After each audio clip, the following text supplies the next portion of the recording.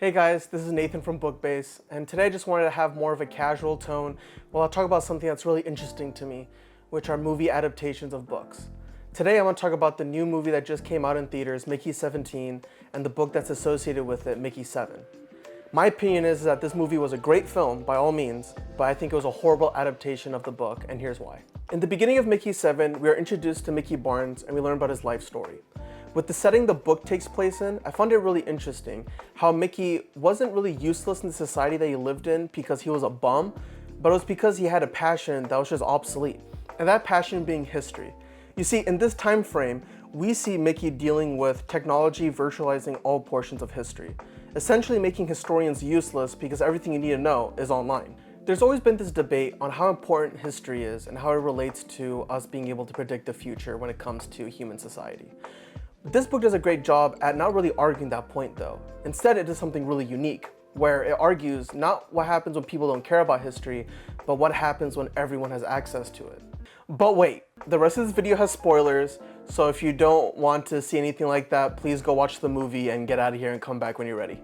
So after I just talked about this whole argument of what happens when everyone has access to history in this time frame, I really thought it was interesting in the book to really go about that. And I wanted to see how the movie kind of took that aspect into consideration when we go over Mickey's characterization. But unfortunately, we don't really see that at all. While Robert Pattinson does a great job of playing Mickey, both parts of him, like Mickey 17 and Mickey 18, I just couldn't help get over this idea that Mickey just gave this vibe that he was just dumb, whether it was through his tone or the way that he just interacted with other people. While these aspects are still seen in the book, it doesn't come off as heavily as the movie puts it out to be.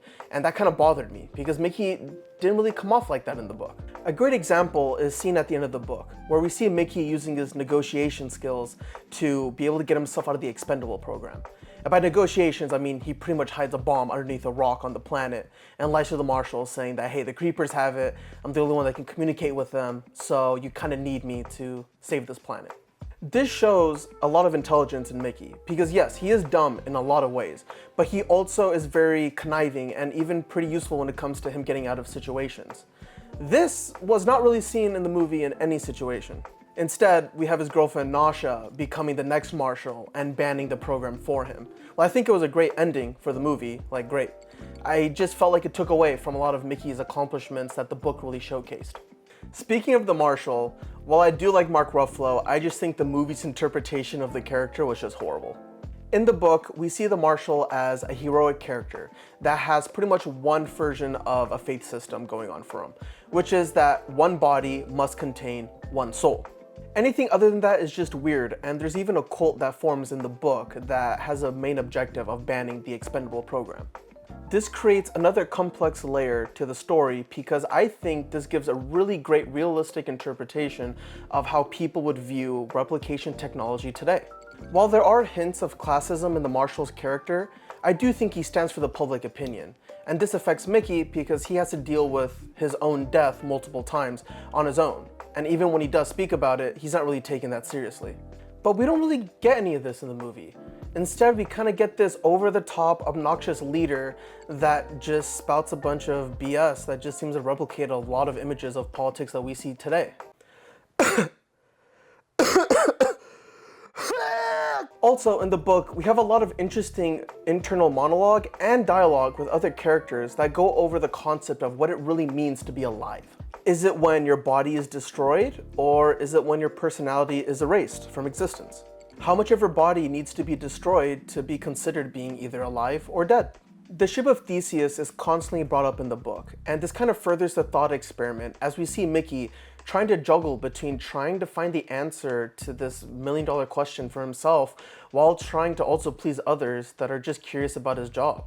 This to me is such a highlight to the story because it adds so many perspectives to such a weird question, and given the setting of the novel, it adds depth. But the movie just makes a joke out of all of this. It doesn't even bring up the question or any interesting thought experiments to help the audience kind of take something out of it. Instead, it's just the same people being like, hey Mickey, what's it like to die? Now, I know this movie is a comedy and it shouldn't be taken too serious. And I totally get that argument. But when you see characters like the Marshal's wife with her weird little sauce addiction where she's running around and doing weird things with creepers, it kind of makes me think that the movie just had the opportunity to go over important complex ideas like purpose and death and what it means to live, but they instead just went for really edgy, corny jokes on the side. This is why I believe Mickey 7 just tells a better story about all of this. And while I do think Mickey 17 is a great film, I don't think it's a great adaptation of the novel. Again, these were my 2 cents on the matter, and we would love to hear your thoughts as well through the comments on either this video or wherever you see us on social media. We would also love to hear your thoughts on what you guys think about videos like these. But that all being said, thank you guys for listening. Take care.